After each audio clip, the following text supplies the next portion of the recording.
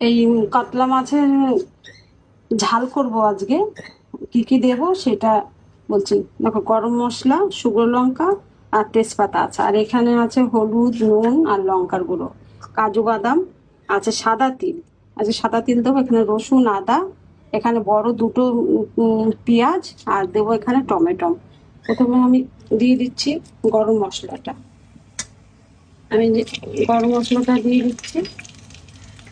গরম মশলা দেওয়ার পরে আমি এখন এক এক করে সব মশলাগুলো দিয়ে দেবো। মশলাটা কি সুন্দর কষানো হয়ে গেছে। এবার আমি জল দিয়ে দেবো। জল দিয়ে তারপর মাছগুলো ছেড়ে দেবো।